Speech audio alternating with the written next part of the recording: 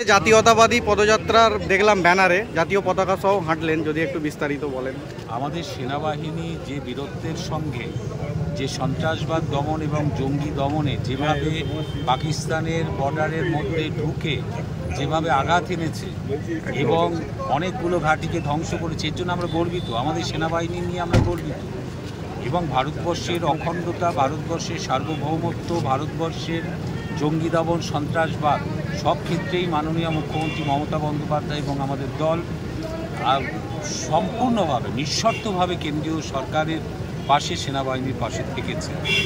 আভ্যন্তরীণ ক্ষেত্রে গণতান্ত্রিক দেশে মতবিরোধ থাকবেই, শাসক দলের সাথে বিরোধী দলের থাকে, কিন্তু দেশের অখণ্ডতা বা দেশের যখন সার্বভৌমত্ব বা দেশের যখন সন্ত্রাসবাদ জঙ্গিদের দমনের প্রশ্ন ওঠে, তখন কিন্তু সবসময় আমরা সম্পূর্ণভাবে সমর্থন করি আমাদের সেনাবাহিনীকে। আমাদের সেনাবাহিনী বীর সেনা, এরা বারবার পাকিস্তান যতবার আমাদের নিরীহ মানুষদের মেরেছে, বারবারই কিন্তু আমাদের সেনাবাহিনী তার পাল্টা জবাবও দিয়ে দিয়েছে।